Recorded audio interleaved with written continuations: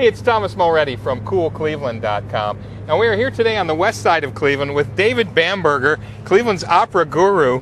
Thank you for meeting with us, David. Thank you. Welcome to Lakewood, Tom. Welcome to Lakewood. Hey, you are not only the guru, you are now running the CIM Opera Theater. You're artistic director there. Right. This is my 8th year that we're starting right now. Unbelievable. People know you, of course, from the Cleveland Opera. You were the co-founder there, and you did that for how many years? 28 years. We did a lot of wonderful shows. Congratulations for all that, and for all the great opera that you've brought to our region. What is it like now working at the Institute of Music? What is that experience? Well, it's wonderful. We have tremendously talented students. We have acceptably good facilities and the opportunity to do operas that we couldn't have done at Cleveland Opera, things that are less familiar, because of course we have to pick what the student's body at any given time can sing well. Right. So I've gotten to do Handel and Richard Strauss and some other things that we would never have done downtown. And you picked these, you said, in collaboration with the voice faculty, right, because the key is we have students who can sing and we have to be serving their needs as students while we're serving the audience with great shows. Right. You've got a great show coming up here, Cendrillon. We do. Cinderella. It's a beautiful version of Cinderella by Jules Massenet.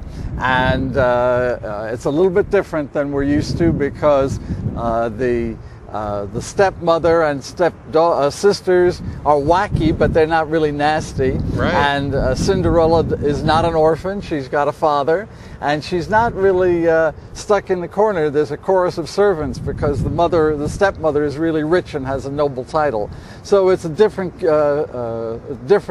view of the story than we're used to with Walt Disney. She's also in a wheelchair, right? Well, in my version she is because she doesn't have any real antagonist in this version. The stepmother's not nasty, as I mentioned. She's not an orphan. She's not a scullery maid.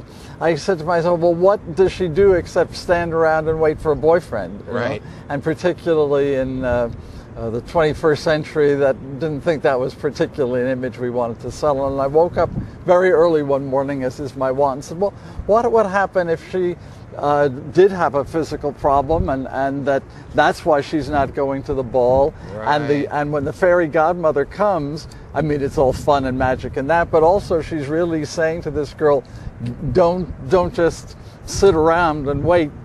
Take control of your destiny and go find what you're looking for. Because you're still working with the same script, oh, right? It's the same, absolutely, and it's still fun, and it's still right. Cinderella, and the stepmother is very funny. So I mean, it's not some kind of Sturm und Drang kind of whatever, but it adds a wonderful dimension and makes Cinderella a really interesting, moving character. I think the audience is going to love it. It's really exciting. You work with Allison Garrigan as well. Harry Davidson, of course, is music director. And Dave Brooks does the incredible job of making a multiple set show fit into Koulos Auditorium. So it's a wonderful team. Which is not the hugest stage in the world. No, not the best equipped. So we're very lucky that Dave makes his magic, whether it's a magic show like this one or a less a straightforward one. He's wonderful. But the quality of these productions really is very high, is it not? This is true professional opera at the very highest level. Everybody that comes, is just amazed at the level that these kids can put on. They're fabulously talented people, and of course it's an educational experience for them, but really fun for the audience. I think everybody's been delighted, and particularly to see some repertoire that they wouldn't see otherwise. This opera theater program also does a production in February, late February into March. Right, actually February 29th, and that's very significant because it being Leap Day, Rossini, the composer of Barber of Seville, was born on February 29th, so we thought we had to take cognizance of that. And so we're doing a show that in English I call the Mail Order Marriage, and a very funny comedy, and that's a one act. We're just in the process of selecting the second piece that'll go with it.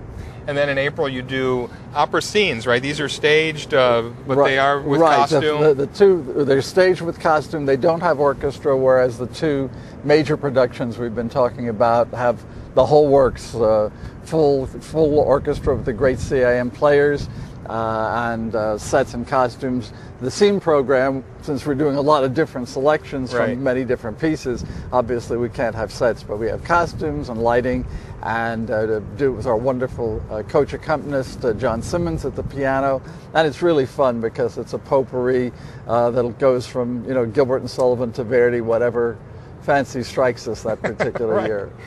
You guys use also the projected translations for these, so folks that come, you do them in the original language, of course. Right. This was something I actually introduced to the region at Cleveland Opera, and it's one of the invention is mine, but I brought it to Right, Cleveland. right. And this way, it's like super titles or subtitles in a movie, Sure. and you see exactly, you have the translation there, so you can enjoy the wonderful music, enjoy it as the composer wrote it, and at the same time be part of every single thing that's going Right. on without trying to strain to hear what the words mean. So this has transformed opera in the last 20 years or so, and our audiences love it.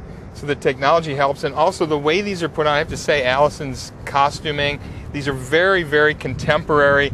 There was almost a steampunk look to some productions last year. Yes, this one is a little bit more traditional fairy tale than some of Right. the things we've done. So, as I say, people are definitely going to see Cinderella. I don't think it's not weird, and you can bring your Right. kids. But on the other hand, it really, as the marketing department says, it's Cinderella as you've never seen her before. And I think it's going to be very exciting. And Massenet's music is just beautiful. I mean, Right. people, if you want to do nothing but wallow in beautiful music, the Cendrillon is good for that too. Talk about the state of opera today, because it's really evolved, it's changed. Obviously, it's changed here in Cleveland with all the things you've done over the past 30 plus years. Where are we at with opera? Is it? Well, is it's a good question. One of the problems with you can look at it either of two ways. More people are seeing more opera than ever before in the history of the world, because of the many, many televised productions, but particularly the Met in HD, which is now going all over the world. And so you can, I don't think there are 8 operas this year, maybe more, that you can just go to your local movie theater and see live from the Met. Wow. So this is fantastic. On the other hand, for live opera, there's that competition, which most of my colleagues don't think is as significant as simply the economy, because opera is a combination of all the art forms with orchestra and chorus and costumes and sets.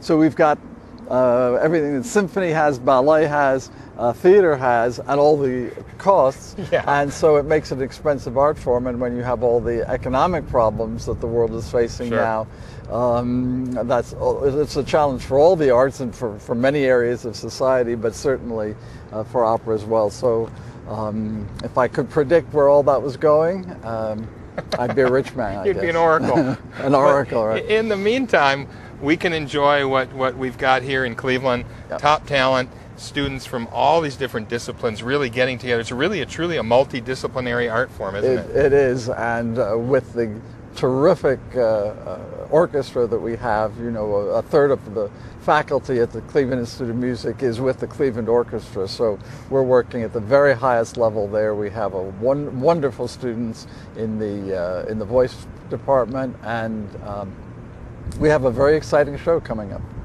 Thank you so much for taking time, David, and sharing with us on your terrace here on the west side of Cleveland. Thanks for coming over to see me. Thank you. Hey, it's Thomas Mulready from CoolCleveland.com. Have a great week in Cool Cleveland. Cleveland Institute. Thank you. From Cool Have a very exciting week in student. One Cinderella. week in Student. One Cinderella. week in Student. One Cinderella. week in Student. One Cinderella. week in Student. One Cinderella. week in Student.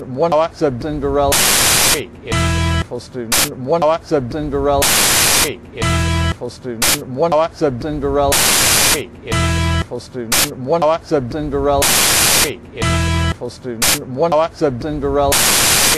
Student. One Cinderella. week in Student. One Cinderella. week in Student. One Cinderella. week in Student. One Cinderella. week in Student. One Cinderella. week in Student. One Cinderella. week in Student. One Cinderella. week in Student. One Cinderella. week in Student. One Cinderella. week in Student. One Cinderella. week in